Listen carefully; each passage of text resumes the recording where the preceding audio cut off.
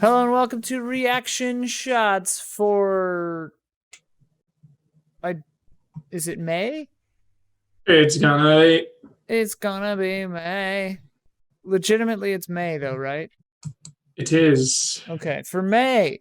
This time we're talking about time travel, baby. Traveling through time. But before we get to that, have you liked anything lately? What have you seen lately that you liked?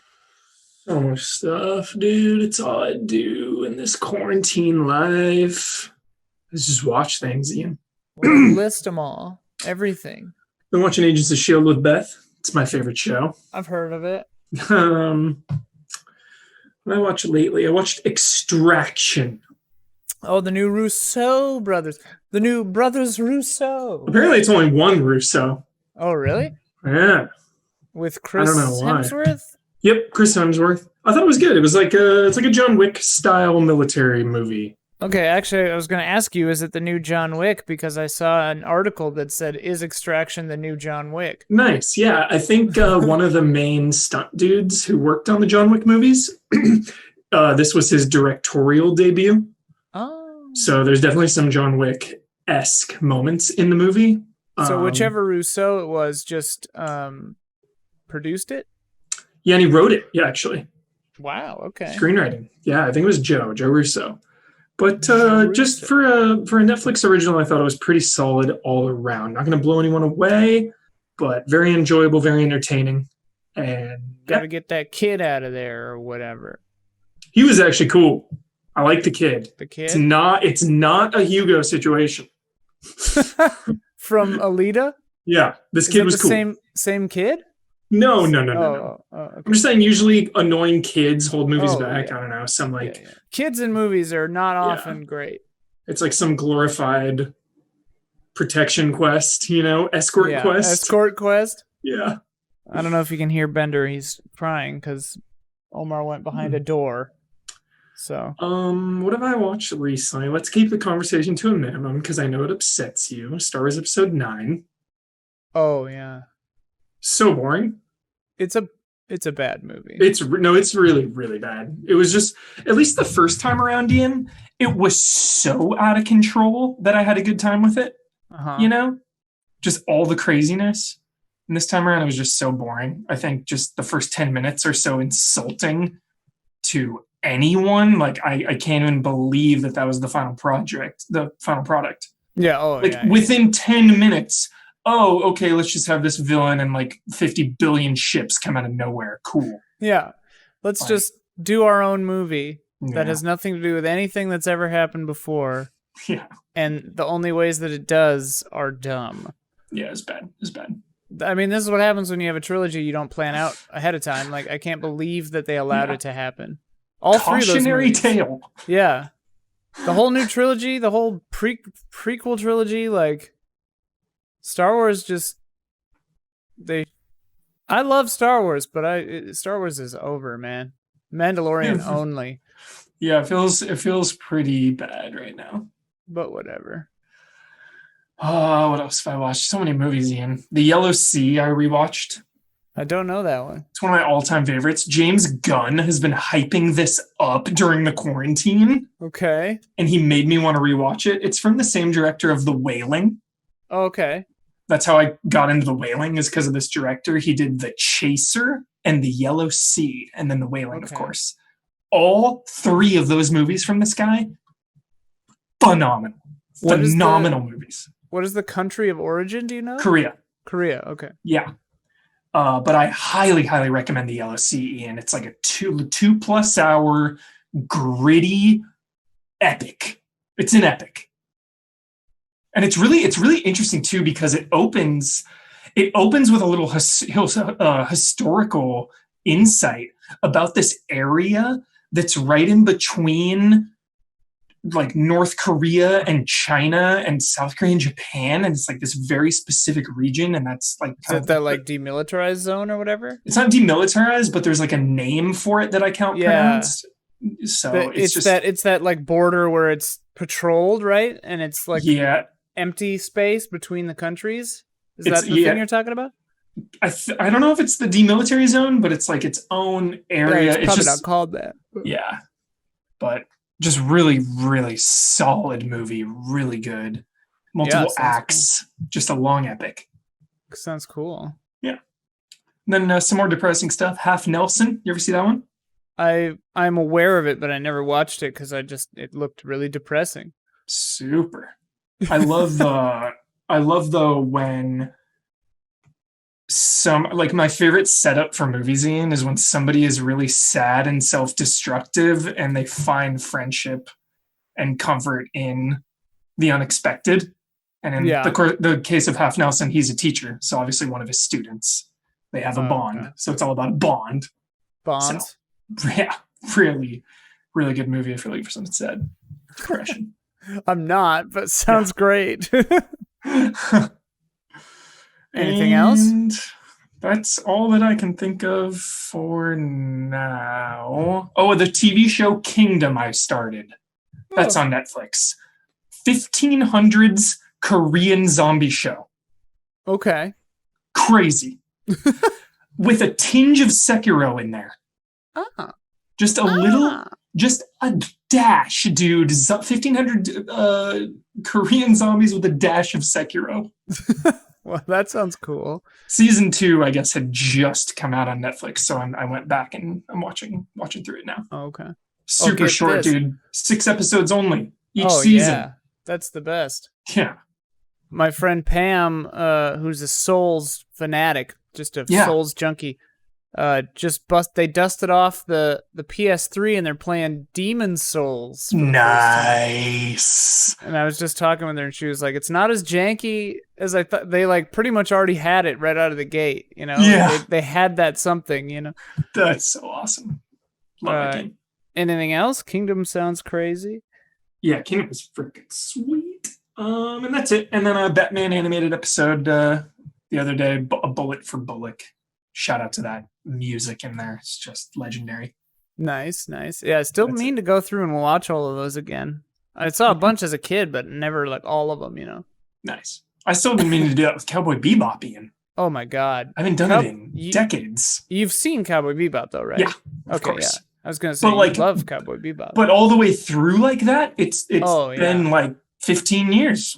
Yeah, I was rewatching it with my sister a while back, but we didn't get through all of it. Got it. Nice. Yeah, that's it. I've been watching a lot. Last night I watched the behind the scenes for Red Letter Media's movie Space Cop, which I have not yet seen, but I want to see it. I like that title. Video on demand now. Yeah, it's like intentionally a B movie. Got it.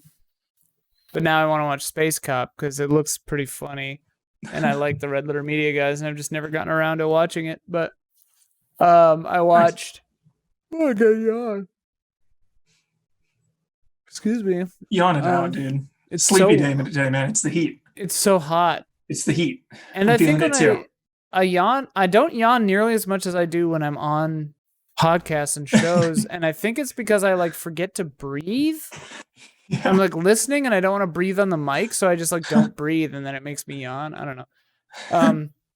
But yeah, I've been going through Criterion Collection stuff, filling in my blank spots. I watched Sisters, not first, but early Brian De Palma movie. Nice. Which was really cool. Super cool movie.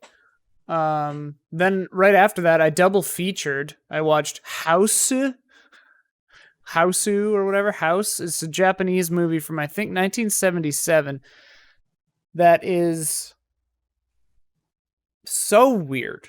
I loved it. I loved everything about it. It's just so unabashedly bizarre. Cool. That was amazing.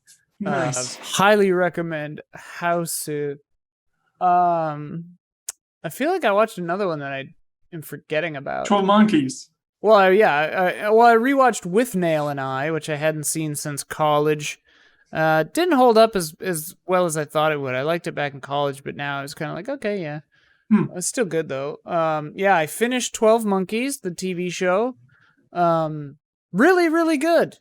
Really solid show. I mean, like, it definitely is a little cheesy. The writing, is Sci-Fi Channel writing kind of, but it has this pulpy feel and just like super good vibes the whole way.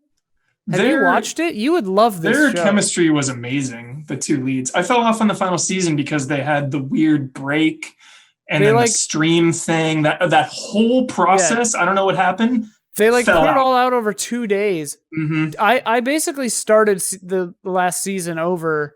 It's on Hulu. I watched it all in like 2 days. I think it's worth it.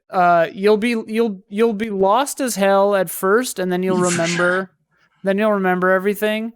After an episode or two. Cool. The last 2 episodes, especially, Huber, you would love them. Sick, dude. I loved that show for a while. It's just whenever they go on weird hiatuses like that. Yeah. The most legendary hiatus, dude, or like changing. My dad and I were diehard X-Files. Oh my god! The most after season 7. Dude, when they changed to like Friday nights or something, they changed time slots, and my dad and I never watched an episode again, dude. It was like, so wait, it wasn't even the Mulder change? No, it was just like they changed days, dude. And then like years later, I was just like, Dad, you want to watch X-Files? He's like, nah, I'm out. Oh, my mic. I just hooked my mic with my headphones. I'm sorry, listeners. I watched, I think this was after the last episode. I watched Devs. Oh, yeah, I finished that too, yeah. I finished Westworld as well. Weirdly similar shows. What do you think of Devs? Some weird ways. Devs, I really loved it at first, and then I kind of stopped loving it.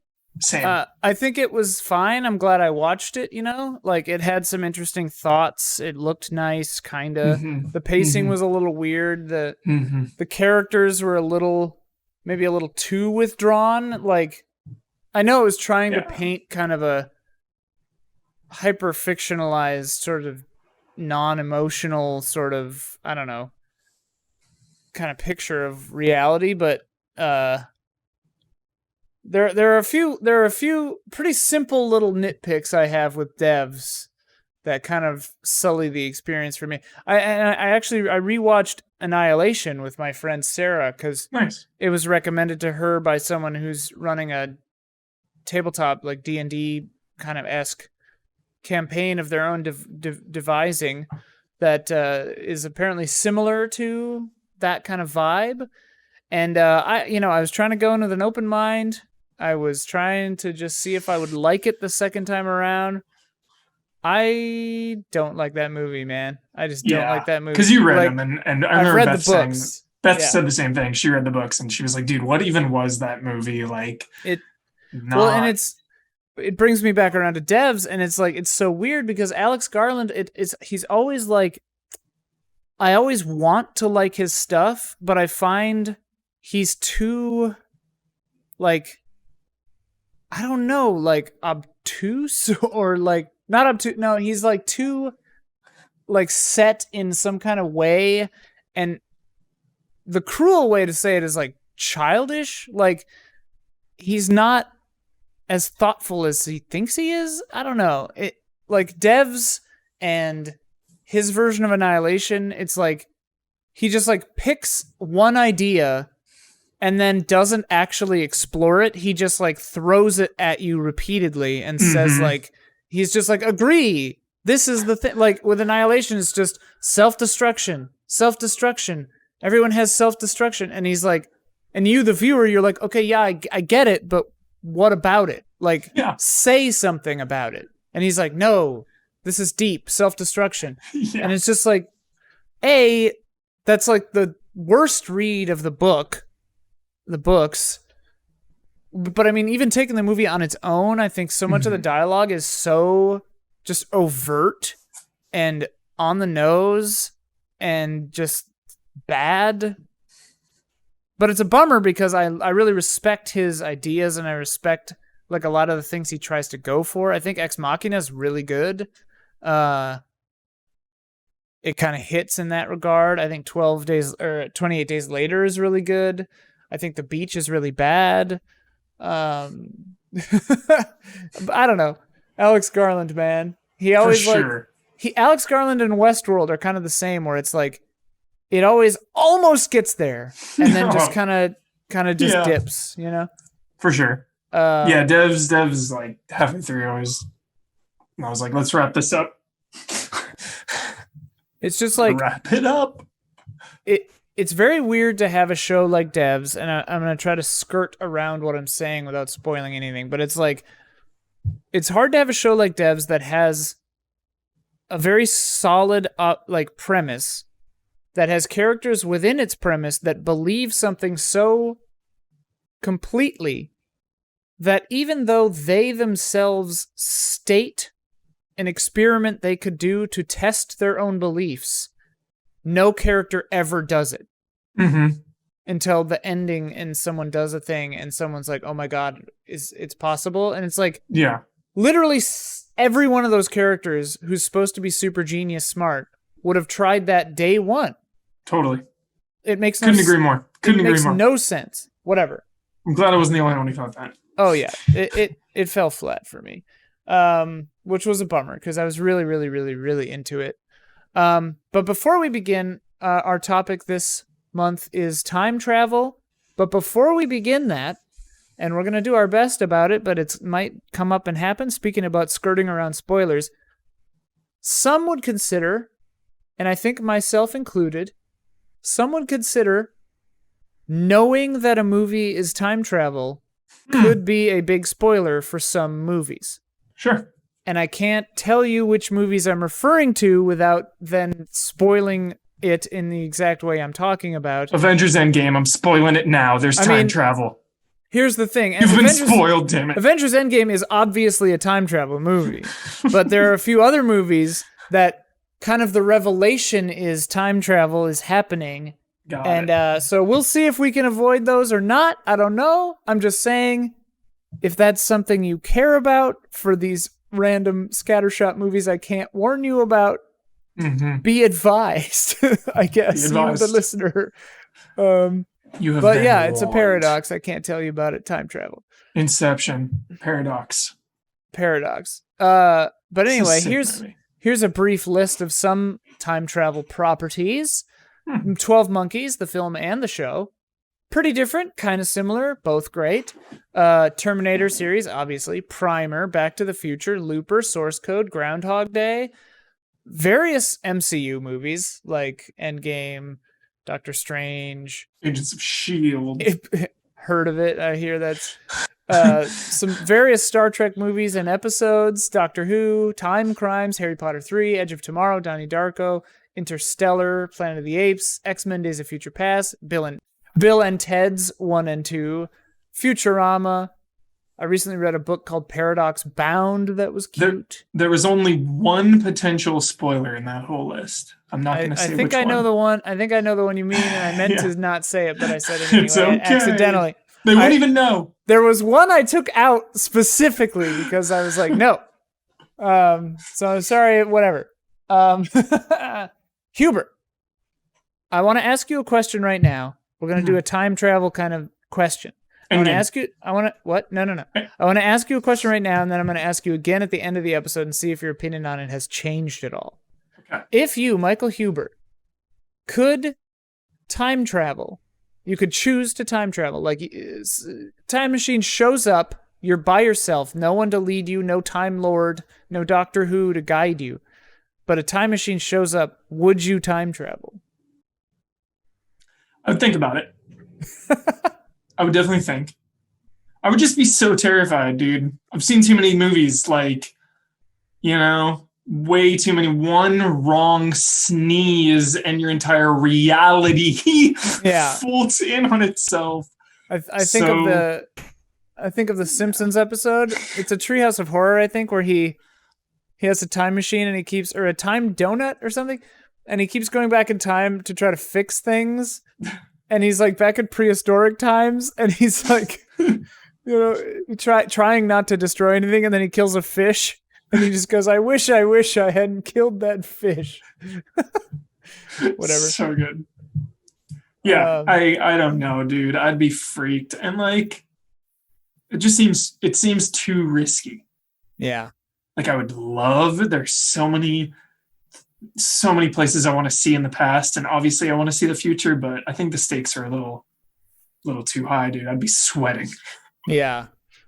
I think kind of I'm on the same page as you. I think because of I know reality's pretty bad right now for a lot of reasons, but you never know. You could make it way worse. Mm-hmm.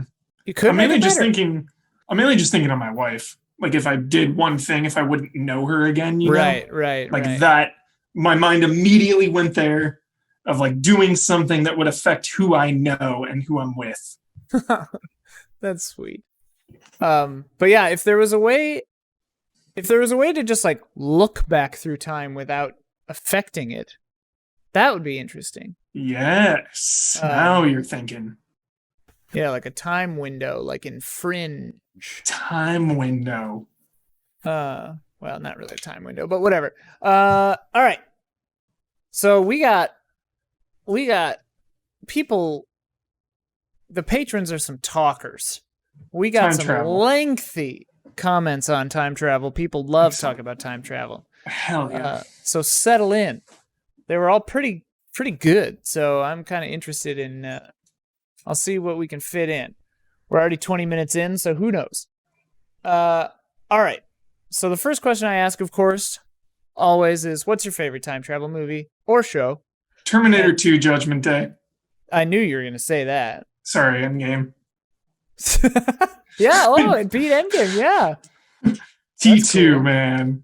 T2, hard to beat. Yeah. Hard to beat. Because the message, too. What's the message? No fate but what we make. Oh, right. 10 out of 10. Yeah. I remember seeing that movie when I was like 8. And like the nuclear bomb sequence just terrified the hell out of me. So scary. It's like the scariest scene ever, yeah. When she's on the fence and just turns into a skeleton. Ian, would that be audio mixing or what is the audio? Because the sound design in that scene, Yeah. When she's like banging it's good sound design, yeah. It's everything, mixing and the design. Chilling. Yeah, T2 is pretty good. For me, it's real hard to top Primer. Primer is legendary for sure. Primer is just, and I mean, I love Shane Carruth. Like Upstream Color is one of my favorite movies ever made. So like, I might need to rewatch Primer like tonight. But it's been a while. It's been a while. It's just so bonkers, and like Primer rewards rewatches because once you know what's going on, as much as is possible, without a flow chart, you can catch little tiny details and stuff that are just, really. We've got a lot of comments about Primer, so I won't talk over much about Primer right now. Oh, speaking of which, Colin Goodspeed, Primer is the movie I want to highlight in this category. Favorites. What a wild ride. If you're the kind of person who says Inception is confusing, don't watch this movie. I wasn't prepared for it when I first saw it, and I literally had to use a full-size chart on my second viewing just to understand it. A chart to understand a 77-minute movie. How fun is that? They mentioned Upstream Color. It is beautiful, and it is underrated, though a lot of people disagree. I don't know. Cesar Villa, tell us how to pronounce your name, because Jones and Huber and I, we all say it differently, because it's got the little thing above the E, so I think it's Cesar. Yeah, I think it is too. 2 L's is a yeah sound, right? But I don't know where you're from, so who knows? Caesar Villa. There you go, American. Hey, Caesar Villa. Back to the Future trilogy, of course. I grew up watching these religiously, sometimes even twice a day. Me too. Yeah. All-time favorite. Terminator and its sequel, also pretty cool. Specifically, or especially when it's the chicken and egg origin story. Skynet started because of a scrap parts of Terminator, which was sent back in time to kill his enemy, who wouldn't have been born if his father hadn't traveled back in time to save him, and at the same time father him. I love that paradox, and the fact that he fell in love with Sarah after John gave him a picture of her that was taken at the exact moment she's telling John how much she got to love him in the few hours they shared. For a movie about killer machines and spectacle, those details are what actually make the movie. Yeah. I like that. Just like outlining. Terminator, yeah, Terminator for me is, and a few people will say things along these lines as we go on here, but like Terminator is so great because the rules, you kind of have to just let the rules go out the window, because like the entire concept of Terminator is a paradoxical nightmare that makes no sense. Yep. And it's just like, and then even like, if you ignore the initial paradox of the thing creating itself by creating itself, you then have to just say like, okay, well, why doesn't Skynet just like, all the stuff like kill him way earlier, blah blah blah. Yeah. Like they needed to set up a better thing where it's like Skynet and John Connor like need each other to create each other. Like they need to exist to create each other, but they can kill them after a certain point of time or something to make whatever. Yeah. That's a whole other podcast trying to fix Terminator. MGS Junkie says, "Hi, Ian and Huber. This is my first time posting for the show. Hello. I've learned a lot about film watching you film experts. Yeah. Enthusiast experts. Enthusiasts. But they say their favorites are Harry Potter 3 and The Time Machine from 2002, which I don't remember if I've seen. Dude, is that with Guy Pearce? I was going to say that's the Guy Pearce one. Sick. Do I need to watch this again? I kind of want to. I think they or someone else talks about it a little more. Apparently. Really? Are you Googling if it's good right now? No, I just did. Yeah, dude, I remember this movie. I was remember the poster. Box art. Yep. Yeah, I remember seeing the box art.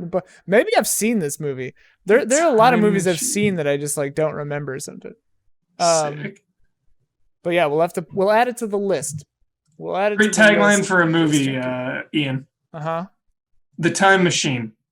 Where would you go? Yo, where would you go, Huber? Where would you go? Where would you go? Assuming you would go, where would you go? The Time Machine? I'd want to see dinos. Yeah. Gotta see dinosaurs. It's really hard to beat. I would go forward, I think. Future? Yeah. Future scares me because what if you like go in the future and the Earth isn't there and you're just like, well, no, you'd have to stay inside your machine. You know. Well, that's something in time travel that people don't often contend with. Is like, actually, what is that movie? That really, really bad one that they shadow dropped onto Netflix. That's part of the Cloverfield Paradox. Cloverfield Paradox. They actually deal with this in Cloverfield Paradox, but to an extent. I watched a video about how Nightcrawler's powers are really complicated too, because for that you'd have to take the movement of the Earth into consideration and stuff. But you'd have to do that with time travel too, kind of. Like if you didn't, you would only ever be able to go backwards to the same like date or something, or the Earth would be in a different place. That's right. Also, wait, no, it would always be in a different place because it's moving through space that way too. So you'd have to like calculate space-time coordinates too. That's why Doctor Who makes sense, because it's that's really time cool. and relative dimension in space or whatever. TARDIS. Anyway, that's cool. That's really cool. I forgot what we were talking about. Spencer from Canada, favorite movie: Back to the Future trilogy, About Time, and Interstellar. Looper and Roswell That Ends Well from Futurama are a close second. Absolutely, Roswell That Ends Well, baby. Nasty in the pasty. We just talked about this recently, Ian, right? You and I, Looper? Because I rewatched this a couple months ago, man. And like, wow, 35% of that movie is a 10 out of 10. And the other stuff I just was not into. And I love Emily Blunt. Yeah. Love Joseph Gordon-Levitt. And I couldn't get into any... Just the whole farm, man. That's kind of my vibe on that movie too. Like the beginning is very strong. The like living his life cycle part is very strong, and then when they get to the farm and it just turns into The Omen, it gets kind of bad. Yeah, I don't know. I agree. I like Rian Johnson movies, actually quite a bit. Yeah. So, dude, even Garrett Dillahunt shows up at the end. Love that actor. I don't know who that is. You know him if you saw him. He's in a lot. Yeah, I'd probably recognize him. Yeah. But yeah, Looper, great potential, and I think it falls a little flat toward the end, though. Yeah. Oh, well. Project DID movie would have to be Back to the Future and Endgame. I cried almost the entire 3 hours watching Endgame in the cinema on both occasions that I watched it. Doctor Who, as far as shows go, because the writers do find creative ways of bringing it all together. I agree. We'll talk about. I've seen every Doctor Who, I think, except for I haven't seen all the old. Every Doctor Who since 2005. Nice. I've seen, unless there's new Josie Whittaker that I missed. Jodie Whittaker. Jodie Whittaker, yeah. Yeah. Would you kindly says Run Lola Run. Besides Terminator, Back to the Future. Run Lola Run's time travel, dude. Kinda, yeah.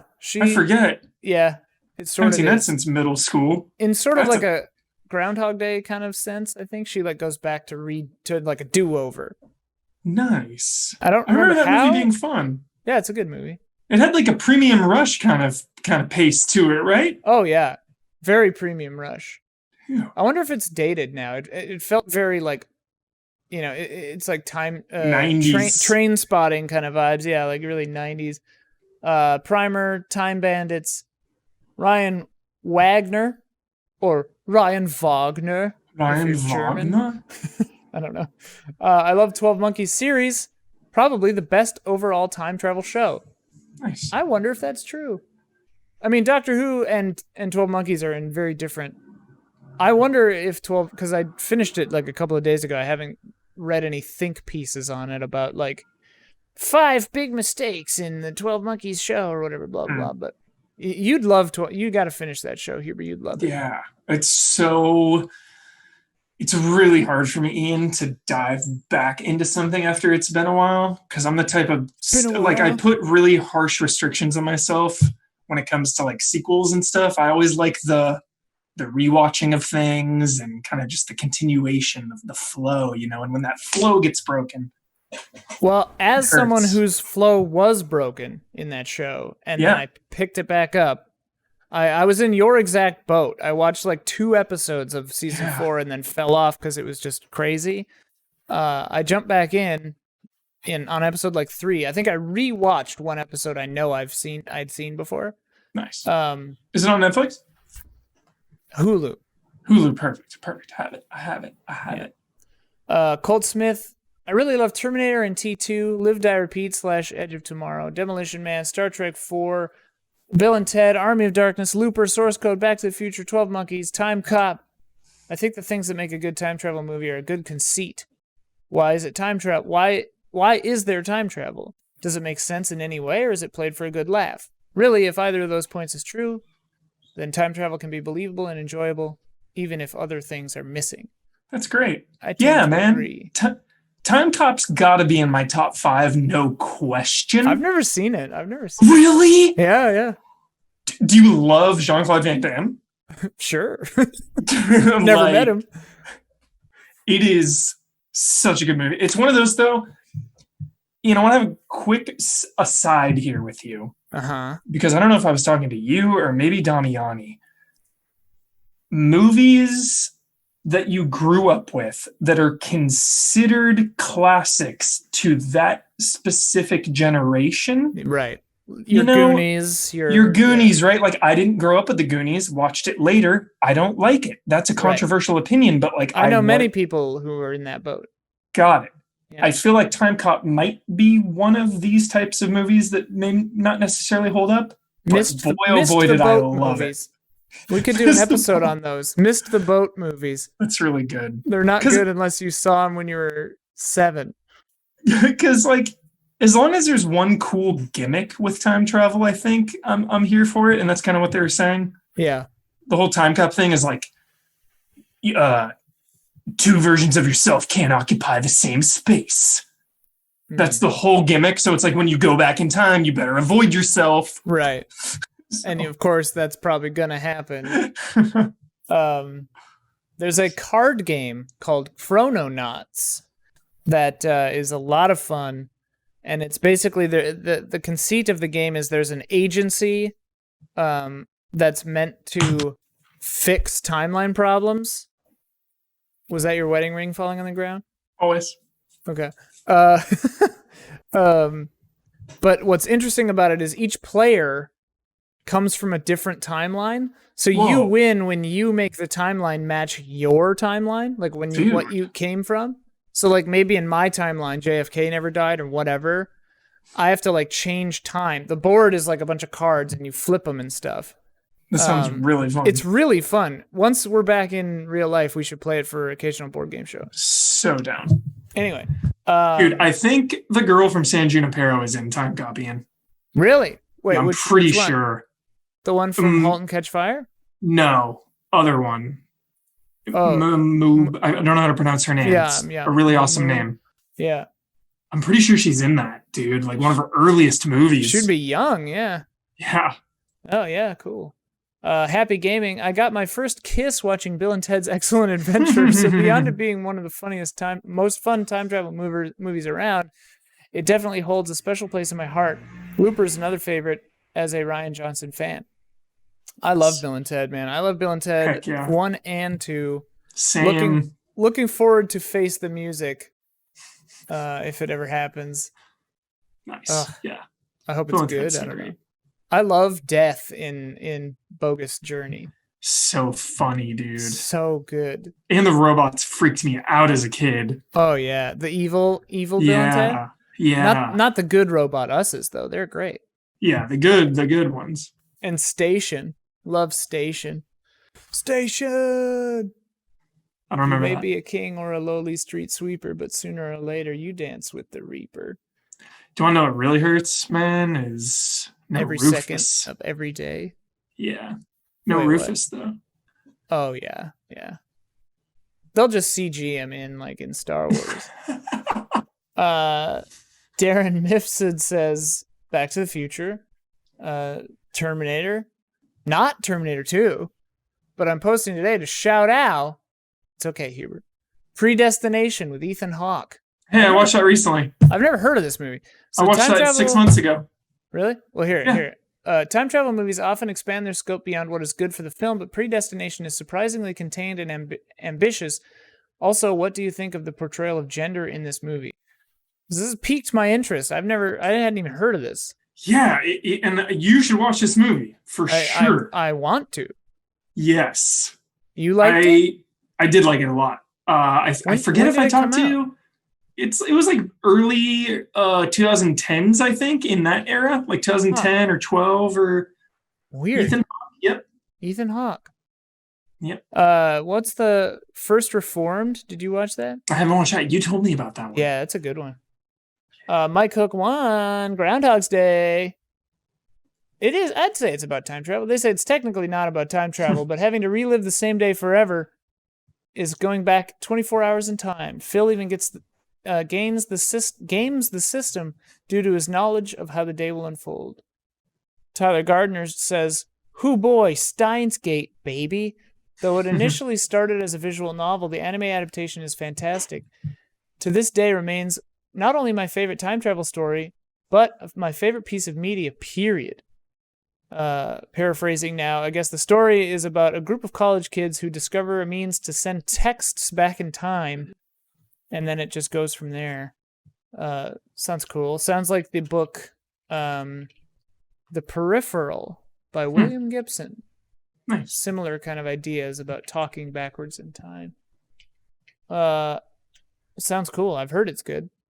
Haven't seen it. Asbo Zapruder. I grew up watching Back to the Future and Quantum Leap, so those will always be sentimental favorites. Obviously can't talk about time travel without talking about Doctor Who. And Doctor Strange did fun stuff with time travel, essentially making it a weapon in the film's finale. Yeah, I loved that part. He 10 out of 10. He just annoys Dormammu. So good. Yeah, it's unreal. With time travel. So good. What a fun climax. I love that movie, man. I really like it. I'm a little bummed that they're not doing the more horror sequel, but who knows? Maybe the new Sam Raimi is confirmed?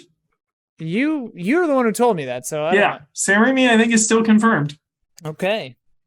Well, there you go.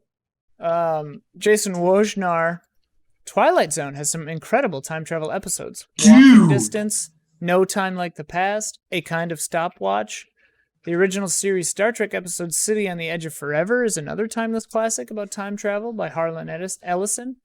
Tribunal from 90s Outer Limits is a great one. While not really a time travel per se, the time travel cliffhanger at the end of Evil Dead 2, which leads into Army of Darkness, is incredible, and the genre shakeup it leads to is one of the reasons it's the best trilogies ever. Yeah, man. Star Trek has some great ones, in Twilight Zone, both. Next Generation has some top tier. I'm actually surprised nobody really mentioned Next Generation stuff, but they've got some top tier time travel stuff. Nice. Yeah. I don't. You got really excited about Twilight Zone. You have anything? Yeah, no, just the self-contained episode they were talking about. I forget. I remember really loving one. I just can't. It's like a hazy, foggy vision in my brain right now. It might be one of the ones that they mentioned. Who knows? Patron saint of reaction shots, Tokyo Slim, coming in here with thinking Deja Vu is underrated. Peggy Sue got married. Denzel, yeah. Peggy Sue Got Married is my favorite time travel movie with Nick Cage in it. I don't think I've ever seen that movie. I didn't know it was a time travel movie. Pleasantville might not count as time travel, though it's more of a journey into a fictional past than a real past, I suppose. I'm still going to count it. Frankenstein Unbound is a Corman classic. Time Cop is one of my favorite opening sequences in time travel film. The Stagecoach Heist. Army of Darkness, Safety Not Guaranteed, Planet of the Apes, Time After Time. Is one of the coolest scenarios in history, and I could see a remake with modern sensibilities doing really well. But as an 80s kid, obviously the GOAT is Back to the Future. Yeah. I love Back to the Future. Love it. 1 and 2 and 3. I love 3. Yeah, 3 gets the stink on it. I love 3. I had the unique and very strange fortune to meet Bob Gale, the writer of Back to the Future. I was with AJ Locascio. We went to his house, really nice house. I can't remember. We were filming something like an interview or I don't remember what, but we just like hung out with him for a while. It was crazy. Yeah, and like we talked about common like plot holes that people point out to him. And the one I remember is that people are always like, why wouldn't you store gas with the car for 3 when they're like, we don't have any gas? Oh, yeah. And he's like, storing a car, even for like a year, you always take out all the fluids. Like, that's just what you do. It's really funny. But yeah, the number one nitpicky kind of problem with Back to the Future is the one at the end of Back to the Future 1 when it's like Marty has no memory of this version of reality. Like everyone's gonna think he's a schizo or something. Like yeah. But yeah. Do you like 1 or 2 more? Of Back to the Future? Mm-hmm. Probably 2. 2's so fun just because they get to go to the future. And yeah. Just the way they see them interact with themselves at the dance too. Like, but they're all many. Yeah, that I love. That's some of my favorite stuff in time travel. Anything. 12 Monkeys does this a lot, which is really nice, where it's like you hear like a weird noise in the beginning of the movie, and then later on you find out it's the hero who like drops a tray and like makes that sound and stuff. Like I love stuff like that. I eat that stuff up. Yeah. And Back to the Future 2 does some of that. Yeah, I don't know. They're all 3 of them. They're so good. Just like such vibes. Mm-hmm. The vibes of Back to the Future, unmatched. Yeah. Unmatched. Samuel Cardwell. I'm shocked and surprised we haven't had a reboot of that. I know, obviously, Michael J. Fox. I don't know if he. I think you don't need a reboot of it. It's one of the ones where it's like you don't need it. Yeah. I think that I'm just shocked because everything has been remade and sequelized and prequelized, and it's just shocking that that's been protected in a way. Yeah, it feels too like sacred almost to destroy with a. Yeah, because like I'm trying to think of like big properties who haven't come back. Like we've got new Jurassic Parks all the time, and it was Terminators and all this, and. I think what is nice about Back to the Future and maybe what protects it from this is probably Bobby Zemeckis and Bob Gale just don't want anyone to do it. But also it was it's like a limited run series, you know? They conceived it 1, 2, 3, it was done. They did it, it's over. And there is the game, of course, with good friend AJ Locasio as Marty McFly. That's right. Is the game a sequel, right? Yeah, it's kind of like a continuation. It's cool. It's cool. Very cool. Samuel Cardwell says, you don't need to read this out loud, but I want to give a shout out to my favorite use of time travel in a video game. The 1995 text adventure Jigsaw by Oxford mathematician Graham Nelson. You chase after a mysterious agent who's been traveling through the 20th century making a mess of things by changing history. You have to change things back, often by doing some rather nasty things. The first level has you shoot Archduke Franz Ferdinand. It's basically Carmen Sandiego for grown-ups. Definitely one to play with a walkthrough, but it's quite lovely and more or less unique. That sounds interesting. Yeah, unfortunately, I can't read that comment on the show here because it's about a video game. Yeah, so we'll have to go back in time and stop myself from doing that. It's not technically time travel, but that's one of the main reasons I love Assassin's Creed so much, is because you get to go to all of these historical places. Yeah. Shades of time travel, I guess, but it's not technically time travel. I mean, it's reliving your ancestors' memories. Yeah, it's a means of time travel, right? Yeah, true. I'd say that it counts. Morgan Mahala, Terminator 2, baby. Well-crafted action movie that doesn't bog down the audience with over-explaining the time travel. It happened. Here's what we need to do. I'm a robot. Come with me if you want to live. Doesn't need to be more complicated than that. Is there anything cooler than Arnold Schwarzenegger reloading that shotgun? Oh, no. Like, is there anything cooler than that in movies? The spin? I feel like the six sticks from Minority Report owe a lot to Arnold Schwarzenegger in that movie. Yeah, they like... So fun. They're such good guns. Dude, sound design. Six sticks, dude. Just a gun that makes you puke. It's just such a good idea.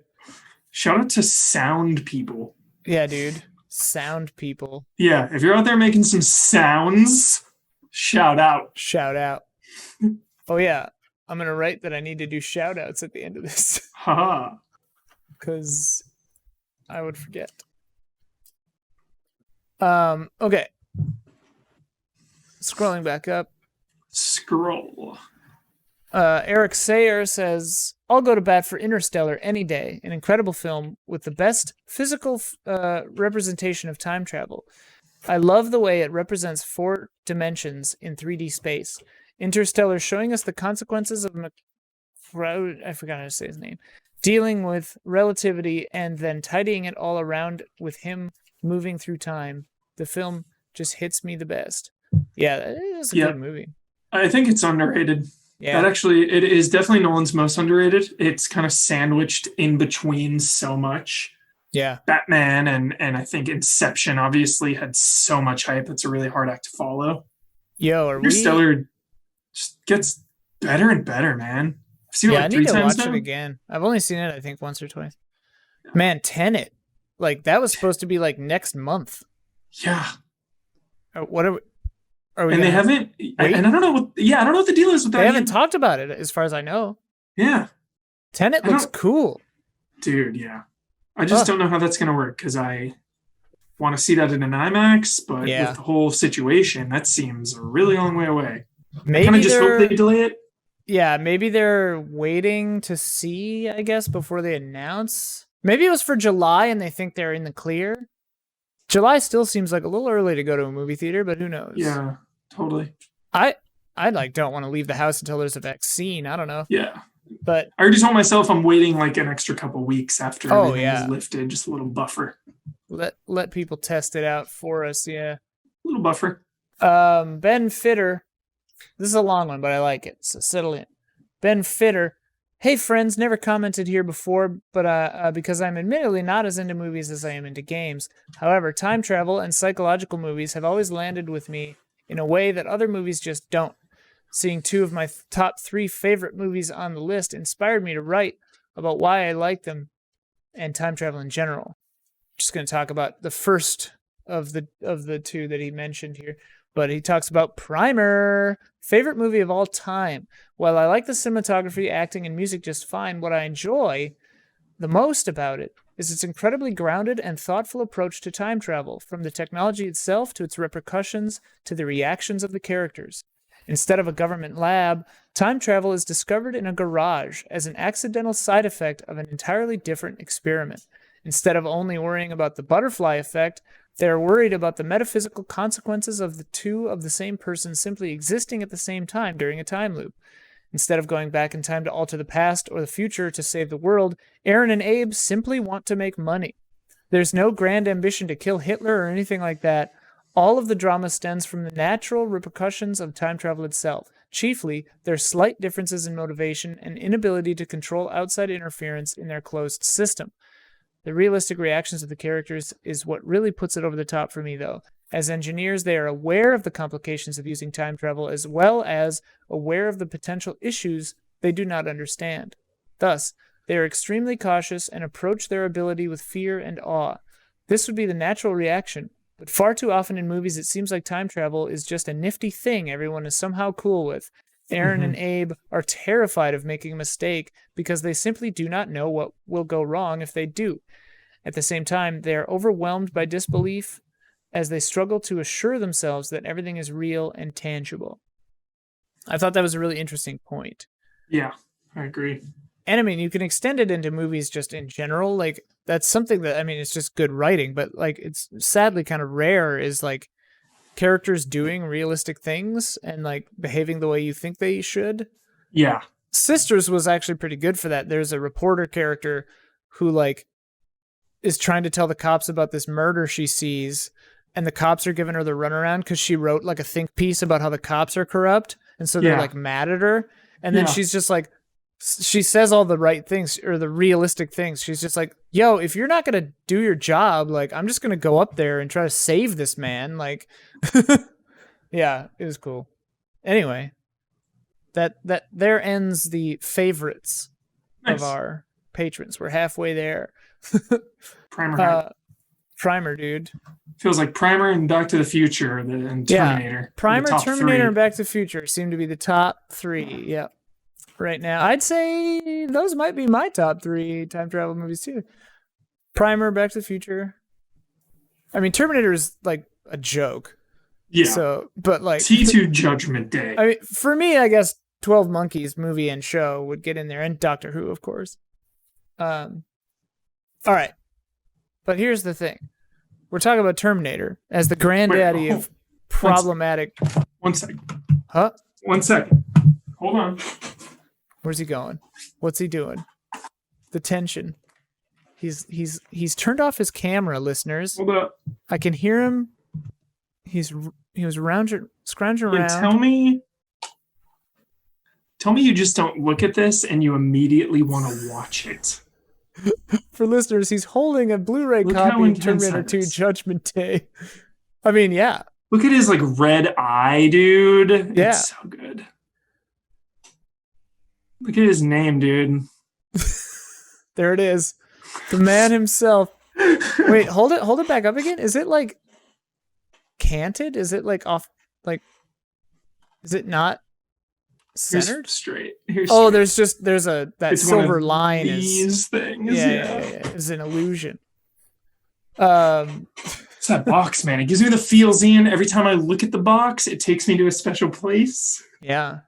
I love it. Is that the same key art that they used in the original poster and stuff? I feel like in the original, it's a little more zoomed out. I feel like he's on the motorcycle. Yeah. It's like the original. Yeah, I thought it was like farther out. Yeah. I think I've told you this story, but my first experience with Terminator 2, I was like a kid. I had never watched Terminator 1 or anything. I kind of still haven't. I've only seen it piecemeal. Yeah, I know. But my mom comes down into the basement and she's like, look what I taped off the TV, and holds up a VHS taped off HBO of Terminator 2. And I was like, I don't know what that is, but sounds cool. Let's go. So awesome. Which is weird because she wouldn't let me watch like R-rated movies that often. I think she was just super into Terminator. All right. So is any time travel movie actually error-free, or do they all have paradoxes and plot holes you kind of just have to look beyond? Yeah, I feel like that. I feel like time travel is impossible, and there's no way you can like rationally explain it, because you have to either subscribe to time being fixed, right, or the multiverse. Yeah. I feel like, you have to go with one of those concepts. I think that I feel like if you do one, then you can use the other one to like they can disprove each other or something. I don't know. Yeah, I mean, many worlds seems like the most logical, realistic way to handle it in a way that frees you from scrutiny in a certain sense, like mild spoilers for the William Gibson book, The Peripheral, upcoming. So if you worry about that, skip ahead a second. But what's interesting about it is there are people in the future who called back basically, like literally on the phone, kind of to like our era, like a little in the future from us, and because they called back, that reality becomes a branch past, different from their own past, because in their own past nobody called back. That is what I subscribe to. Yeah. So like I like that. And then in the second book, there are like people who just create branches just to like mess with time. Like they treat it like a game. Sick. It's insane. Dude, that sounds freaking cool and intense. Yeah, they're cool books, man. William Gibson. All right. End of spoilers for that. But yeah, I mean, pretty much all the patrons agreed with us. Wait, is there like hold on, dude, don't leave me hanging there. Is there an evil organization that's like trying to do that stuff? Kind of the opposite, actually. There's an organization trying to fix. They like try to shepherd. Federal Bureau of Control. Yeah, basically, they try to shepherd branches to be better than their own reality, because there's something called the jackpot, which is probably the most realistic guess for an apocalypse. So it's the distant future of that reality is an after apocalypse, a post-apocalyptic reality, and something called the jackpot has happened, which is basically just kind of like a combination of a pandemic and global warming and like mismanagement of nations and like wars and just all of it. Currently in 2020, I'm like, yep. Pretty close. Close here. Pretty close. Anyway, Spencer from Canada. I don't think that any time travel property is error-free, but some properties make their own rules and stick to them, which I think makes for a better result. Harry Potter 3 does a good job of this, I think. I like when people establish their own rules and then have fun with them, like the infinite loop from Doctor Strange or Groundhog Day. Or like Roswell and Ends Well. These situations, the episode from Futurama, they can go in very dark directions, which I think would be the initial idea, but pushing past that notion can be really creative and fun. Darren Misford says time travel movies will inevitably have plot holes because it's all pure speculation, so we can never know the actual effects, but shout out to Butterfly Effect. Would You Kindly says hard to say, but the ones with black holes or wormhole concepts, such as Interstellar or Contact, are very scientific and thereby more believable. Ryan Contact, dude. Is there time travel in that? She just goes a long way, right? Yeah. Or no, because she goes and comes back in like a split second, but she perceives it as Dude, Contact. Written by Carl Sagan. What does she keep saying in it? Oh yeah. I'm good to go. Oh yeah. I'm good to go. I'm good to go. Yeah, she keeps yelling it over and over, dude. That scene is so intense. Dude, does Contact hold up? Oh, I'm sure it does. Dude, I need to freaking rewatch Contact.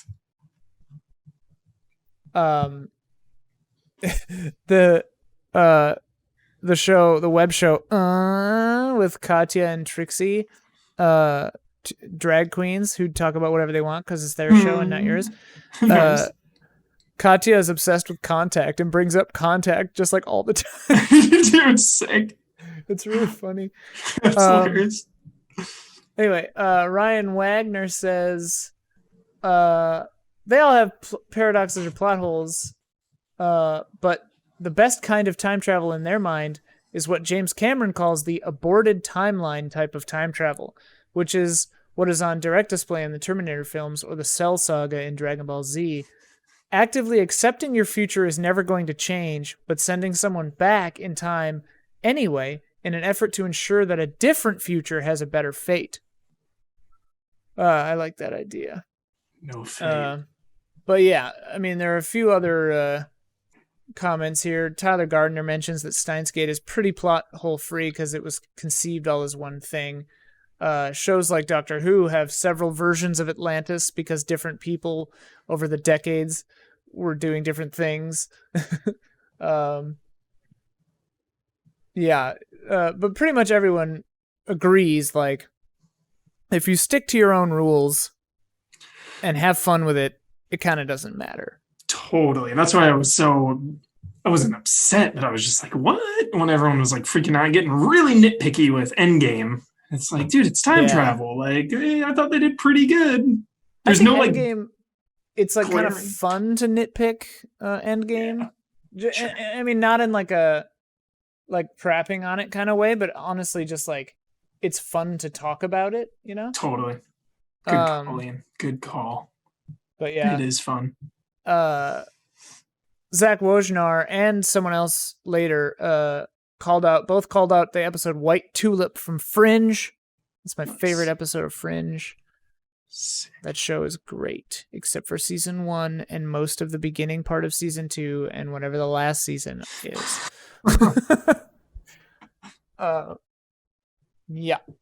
Tokyo Slim basically reiterates everyone else, so I'm going to skip to the next question.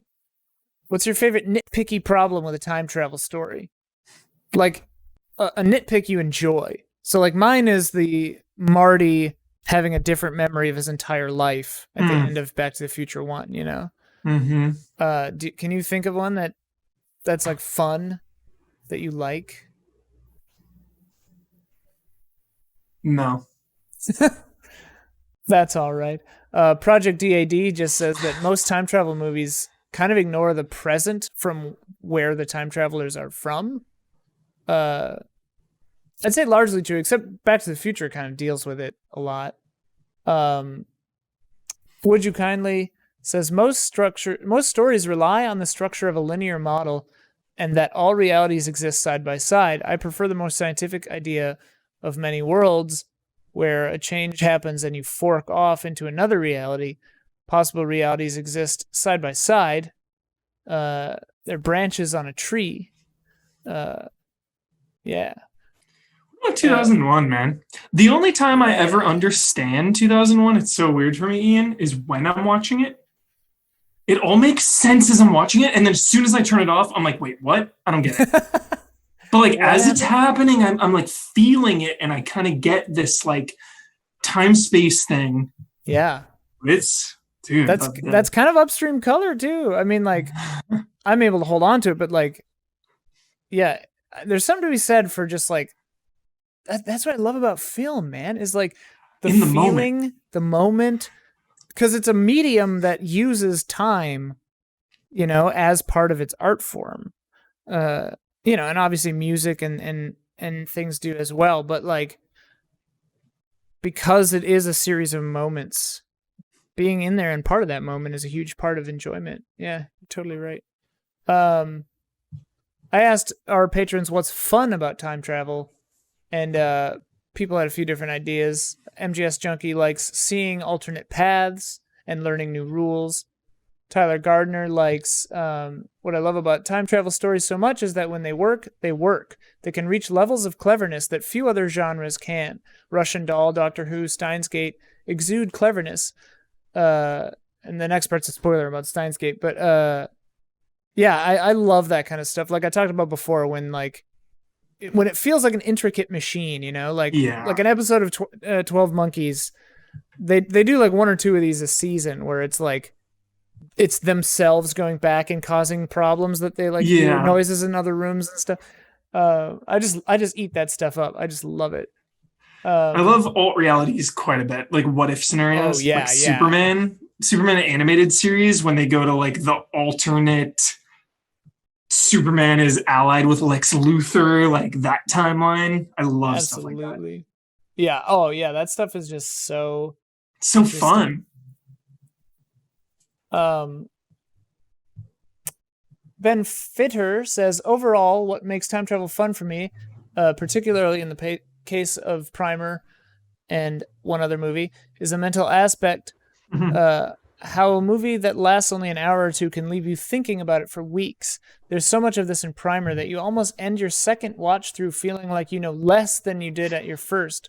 It gives you an inherent rewatchability as you feel like you can piece together a little bit more of the puzzle each time, which I think is fun. Would You Kindly likes playing out what-if scenarios. Tokyo Slim likes the opportunity to go back and fix mistakes, or go forward and see the results of contemporary actions on future circumstances. Is a very powerful draw. It's one of those questions that always stumps me. If I could travel in time, past or future, which would I choose? We kind of answered that already. Dude, one of my favorite lines, Ian, is when Thanos is like, well, I guess humans are just like not going to let it rest. So I guess I didn't like break time hard enough, basically, you know? Just because, like, I feel like humans, if we had a chance to fix it, we would always, like, if something was, like, broken beyond repair and you had a chance to fix it, like, you would take the chance. Oh, yeah. So, like, time travel, I feel like if humans could time travel to save humanity, dude, like, we would do it. Like, if we were doomed no matter what, unless we could fix it with time travel, like, dude, yes. I think, yeah. Well, it's funny though, because like the question I always think about with time travel is like, sorry, I'm just trying to make sure I know the shout outs for later. Again, is like, even though there are things that I personally would want to change, obviously, the potential for destruction is just too high. Like even the terrible bad things that happen, you sort of need for a continuity. But I wonder if each of us has that tipping point, like what you're saying is like, what's the thing that's just so bad you'll risk anything else to undo it? You know? Oh, that's why Endgame's so awesome, dude. Yeah, dude. Yeah. Because some of them have that, and like Tony Stark doesn't even want to do it, but he knows he has to. Like, it's so, I love that stuff. It's great. Okay. I asked, who's the best time traveler? Jean-Claude No, that's a lie. Arnold Schwarzenegger, dude. Come on. All right. But Arnold Schwarzenegger. I mean, he comes back bad. He comes back good. You know, he comes back naked. Yeah. Yes. Which I never understood, because like clothes can't go back, but metal entities, like artificial creatures, can come back. Like, make the clothes out of aluminum then. Like, wrap them in a heat blanket. Like, I think they just wanted to show off these muscle men, you know? Yeah. And have the cool scene where he has to steal dude's clothes. Yeah. He's always got to find an 8-foot muscle man to steal the clothes of. Dude, pop quiz. Who does he steal clothes from in Terminator 1? A James Cameron staple actor. Oh, really? No longer with us, unfortunately. Bill Paxton. Bill Paxton, really? He was in Terminator 1, brief cameo. Oh, so young. That's amazing. Yeah. Yeah. I mean, for me, it has to be probably the Doctor Who. It's just like, but James Cole, pretty good too. The Doctor, dude. That. I haven't seen Doctor Who, but that seems right. Yeah. Tokyo Slim says Einstein from Back to the Future is a dog, so Einstein. Project DAD, David Tennant and Matt Smith as the Doctor, and of course Marty. Jason Wojnar said Sam Beckett from Quantum Leap. Shout out to Sam Beckett's appearance in that weird musical episode of Always Sunny in Philadelphia. Pretty funny stuff. Happy Gaming says the best time traveler has to go to Bill Murray as Phil in Groundhog Day, which is maybe also just the best time travel movie as well. He got so good at living the same day over and over, potentially millennia, that he basically became a sort of all-knowing god in the town for that repeating day. Have you ever like looked into that? There are articles and videos. There are articles and videos outlining how long, at a minimum, he had to be there repeating the same day. And it's pretty nuts. Like, conservative estimate is like thousands of years or something like that. It's like insane. This is a horror movie now. It's terrifying. With that revelation. It's terrifying, yeah. What? Also, when you get into ideas, I thought it was like a week. No, dude. I can't. I wish I could remember the specifics. I'm kicking myself for not looking this up. But there was a YouTube video that I watched a while back that like went into it, and it was pretty crazy. Yeah, it's definitely like years and years and years. Dude. Pretty nar. That freaks me out. Also, that movie gets a little weird when it comes to like consent, kind of. Because it's like he knows all this stuff about her, but she doesn't know any. Like, she doesn't know that he knows all that. It's like a violation of privacy, sort of. I don't know. Yeah, but I mean, reading like, minds and shit. But I mean, like, basically. Whatever. Yeah. He's like basically like whatever. Though it's just a dumb movie. Would you kindly also thanks Bill Murray and Groundhog Day? Don't mess with me, pork chop. What day is this? I don't remember that line. MGS junkie Hermione with the time turner.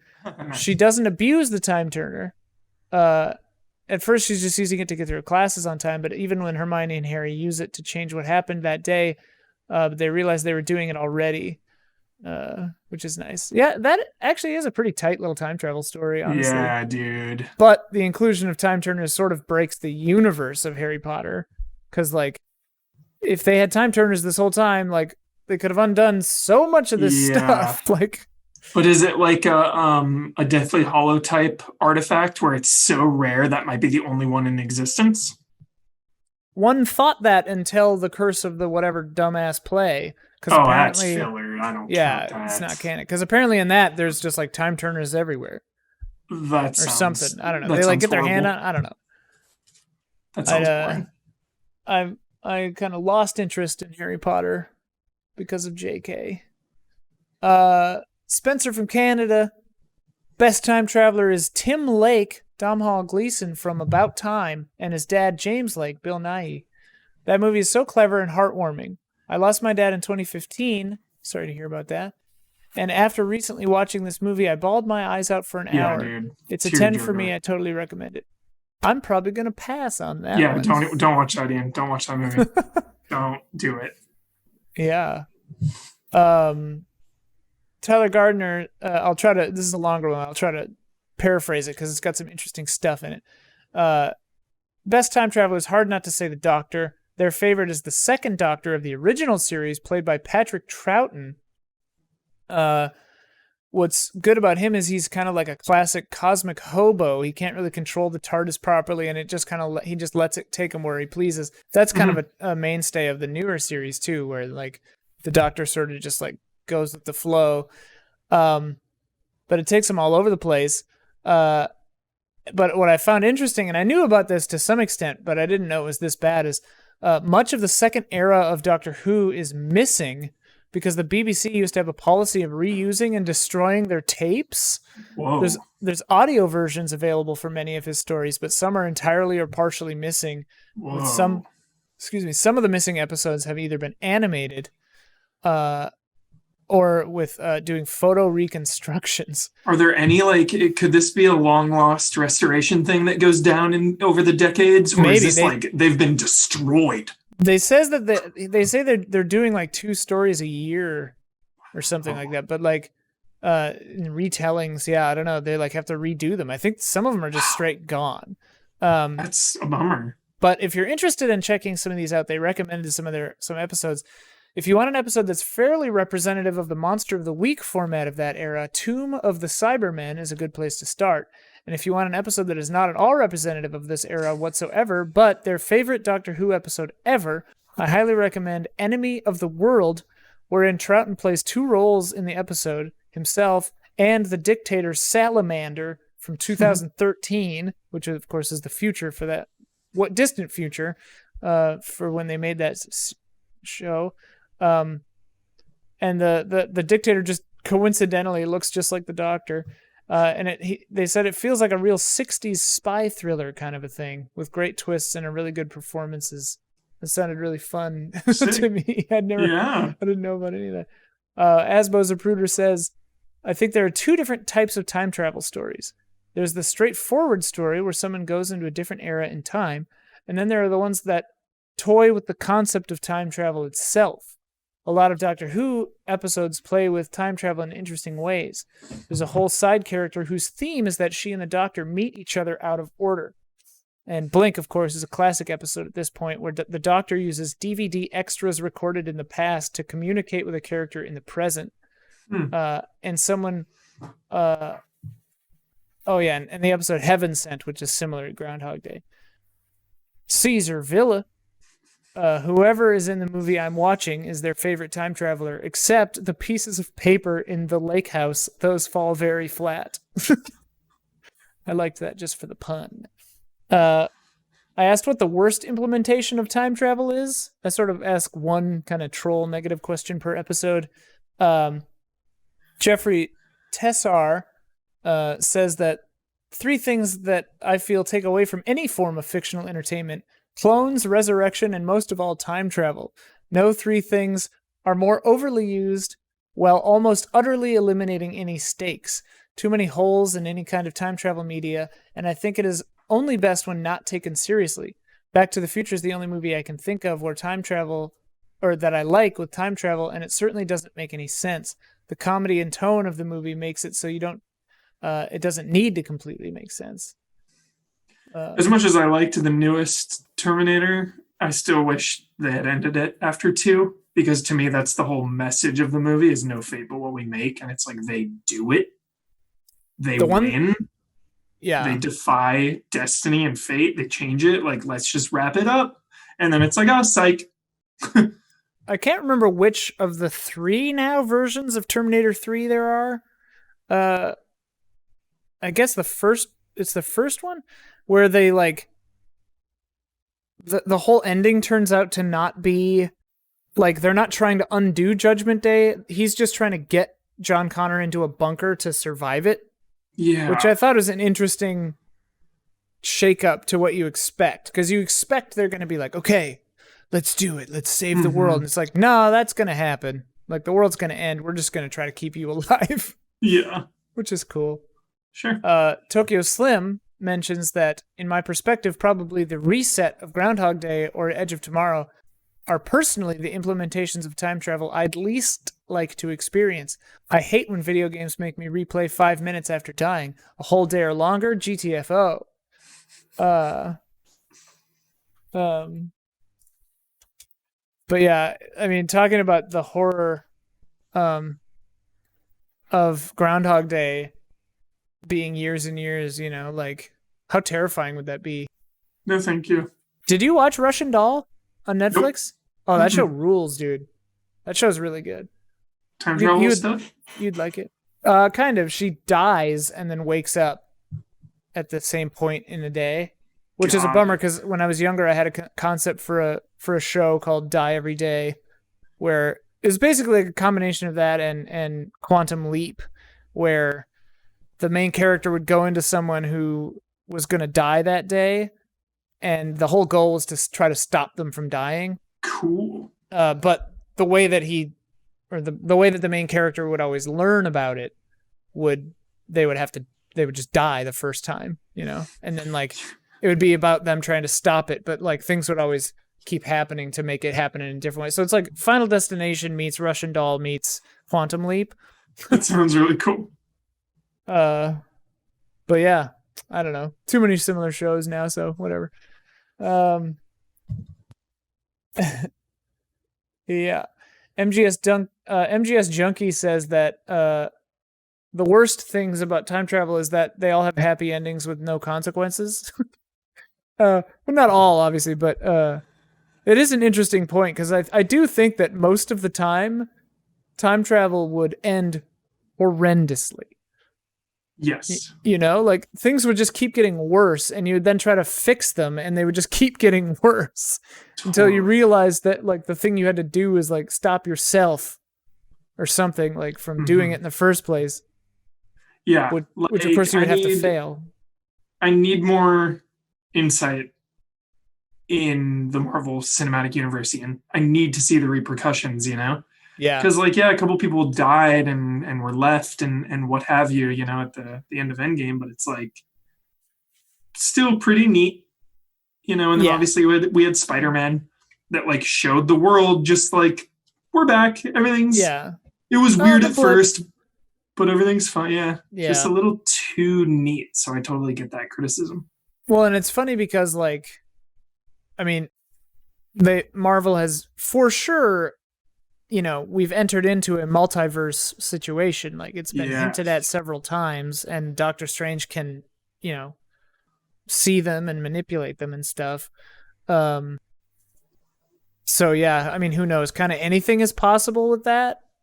So it could either be the best excuse to do whatever they want, or like a really cool thing that they can toy with. So who knows? Yeah, I'm anxious for like the WandaVision and stuff, and the Loki shows to see if they're like toying with that, like skipping in and out of realities and stuff. And the S.H.I.E.L.D. final season, I don't want to spoil anything, but the stage is set for some really awesome stuff. Is it taking place post-Endgame? They've been kind of dancing around that stuff, but this final season has the potential to address it all without spoiling anything. I will say that. Okay. So they didn't do the snap or anything? They danced around it. They weren't in the loop. They weren't privy to those Fort Knox spoilers. Right. So, yeah. It's funny. All right. So, just a few. I asked anything else anyone would like us to talk about. We have a few here. Ryan Wagner asked, I don't know if you've ever watched Fringe. I have, but they highly recommend this season 2 episode called White Tulip. Aha! We already talked about that. They think that story is a masterpiece. I agree. Spencer from Canada, I mentioned this in my community showcase post, but The Life Aquatic is such a good movie and it doesn't get enough love. Makes me want to wear a tuxedo and a red beanie while listening to David Bowie. Good vibes. I agree completely. That movie rules. Yeah, it does. Would you kindly says, which time travel story, book, would you like to see on screen? For them, it's Hyperion by Dan Simmons. Good book. The series kind of fell off for me after the first book, but for me, it would definitely be Peripheral by William Gibson. I think that would make a good show. I think they might be making a show for Amazon. That might actually be getting a show. Nice. Maybe that's happening. What about you? You have any time travel books that you can think of that? Life is Strange. Sure, dude. Sure. Dude, talking about consequences. Goodness. Morgan Mahala, Patriot Check. Episode 2. Nice. Episode 2. We're getting there. Morgan Mahala also gave us a quote. I want to see if you know this one. I see the answer and I know it anyway, but Ronald Reagan, the actor? Ha! Who's the vice president? Jerry Lewis? Back to the Future Part 2. We got one. Back to the Future. Is it Part 1 or Part 2? Shit. I want to say that's Part... I think it's Part... 1? I don't remember. I think it's Part 1, you're right. Because he goes to find Doc. He's in the 50s at Doc's house, so it's got to be 1. Yeah, it's got to be 1. 1, for sure. Tokyo Slim, Random Musings, just a list of some other time travel movies, I guess. Happy Death Day to You. Happy Death Day and Happy Death Day to You. I've heard those are actually good. They're really good. They're really, really good. They seem so stupid. I guess they're basically like the Die Every Day or like Russian Doll conceit. Butterfly Effect, Flight of the Navigator, dude. Yeah, Flight of the Navigator. I don't think I've seen that one. Is that a Disney one? Yeah. That one might... I wonder... I actually thought of this earlier. I wonder if that's one of the... If you didn't get in on the ground floor, you might not like it movies. Or it's dope still and you'd love it. Maybe it's on Disney Plus. Check it out. Flight of the Navigator is dope. Got weird vibes. That's a weird vibes movie. Kind of like E.T. vibes. Like kind of unsettling, kind of weird. Yeah. Predestination, Endgame, Time Bandits, Lake House, Arrival, Star Trek's 4 and First Contact, The Girl Who Leapt Through Time, which I don't know about that. And then one of them that I think is a spoiler to know it's about time travel. Here's another quandary that Tokyo Slim offers up to us. Do time travel films require travel in both ways? For example, Is Idiocracy a time travel movie? If it is Demolition Man or Encino Man? I think because like the movie just goes forward in one way, like jumps forward in one. I would say some of those. Well, Demolition Man is just like Futurama, where it's like a character just wakes up in the future. So yeah, they travel through time. Yeah, they travel through time the long way. Yeah. Cryostasis, frozen, I'll count it. Around. Yeah, for sure. Okay. Has your opinion on if you could time travel? I'm even more certain now that I'm not doing it. That you're not going to do it? No, I'm not touching it. It seems like a bad idea. Yeah. All right. So here's the quote. Can you imagine if you had the opportunity to time travel and you turned it down? I'd probably do it just for the lols, I guess. I don't know. Whatever. How offended would the universe be? Like, dude, who is this person to turn down time traveling? Well, here's the other thing, though. Depending on your theory of time travel, is like maybe you have to say yes because you say yes. And like maybe the universe needs you to do whatever weird thing, you know? Like maybe all the stuff in our history right now happens because in the future we time travel back and make it happen. I'm having weird deja vu right now, which is kind of ironic. That is ironic. Have we talked about time travel before? All of this feels so familiar suddenly. I'm getting Denzel'd right now. All right. Quote challenge, courtesy of Tokyo Slim. The theme for this month's quote challenge is time travel movies. Okay, so they're all time travel movies. Okay. 1.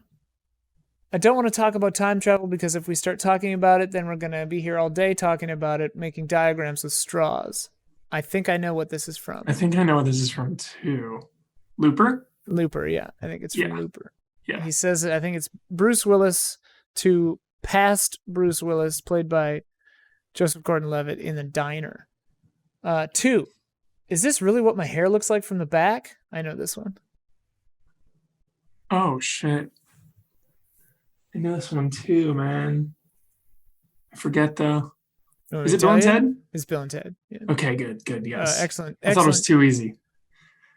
But is it Bogus Journey or Excellent Adventure? Might be I'm just Bogus gonna Journey. Say Bill and Ted. It's when they're. I think it's when they're like seeing themselves. Whatever. It's Bill and Ted. Yeah. 3. Gracie is pregnant. That one I don't know. Peggy Sue maybe. I don't know. Sure, go with that. Nick Cage. Never seen it. Never seen it either. We're going with it, though. 4. We don't know if they understand the difference between a weapon and a tool. I know this one. Is this a spoiler? Galaxy Quest. No. Fifth Element. No. But your head's in the right spot with both of those movies. Kinda. Except the tone is way off. But the entities we're dealing with are there. All right. Everyone who's worried about being spoiled on this movie that you don't know what it is, shut your ears for a second. Because my need for Tokyo Slim to know that I know this is more important than my need to not spoil you, I think. Okay. Close your ears for the next 3 seconds. I think it's Arrival. Got it. Okay. End of spoilers. 5. You sunk my battleship. Battleship. No. This one is... Okay, so that... Yeah, this one's... I know it for sure. I have no idea. It's Bill and Ted's Bogus Journey. Oh, the devil says that, right? Death, yeah. Death, yeah. Best 3 out of 5. Yeah, dude. Best 5 of 7? Damn right. Oh, man. That movie's so great. Well, that's it for this episode. But before we go, we've got some shout-outs to do. These are people, lovely supporters on our Patreon shout-out tier. A loving, heartfelt reaction shots shout-out to Elthanis, Greg the Dark Knight Kettering, Caleb Togi Crawford, Blue, and Jesse Blue. Shout-out. Shout-out. Shout-out. Thank you so much to those beautiful shout-out patrons and to all of our patrons. And to all of you for listening and watching or watching this, whether or not you're a patron. But if you're interested in helping us do what we do, patreon.com/easyallies. What's up? They're watching it in the future. And we are in the past. The past sucks. Greetings to the future, allies. Hello, future. I love thinking about myself in terms of past me and future me, and just like swearing at past me or future me, just being like, what was that crazy bitch thinking? Like, what was going on? What did I do? Well, anyway, future Ian and Huber will see you next month for reaction shots, which will still be in our past and your present and our future. Oh, did we talk about film it? X-Men Days of Future Past? We mentioned it briefly. Got it. Because I really like James McAvoy. I like James McAvoy too. Yeah, I like James McAvoy. Seems like a good dude. Seems like a good dude, I think. I don't know I can't conjure any negative stories I've heard about him at this time. I really like his voice, his accent. Yeah. Smooth. Yeah. As butter. Yeah. He seems like he's the kind of guy you want to just like hang out with him. Totally. Have a hug. I'd like to get a hug from James McAvoy. I want to play darts at a pub with James McAvoy. Yeah. And then like sitting back on like chairs on the grass. Yes, dude. Same with Obama too, really. Dude. He seems like a dude you could have a barbecue with. Oh my God, yeah. And a pint? Yeah. Yes, dude. Simon Pegg too. Probably because all of his movies involve getting pints at a pub. Totally. But do you think Simon Pegg likes getting a pint at a pub? I can guarantee it. Yeah. All their movies, like it's like a main plot point. Getting a pint at the pub. I think he's a fan. All right. Okay. Well, thanks, Ubisoft. Thank you, everyone at home. We will catch you next month for another exciting episode of Reaction Shots.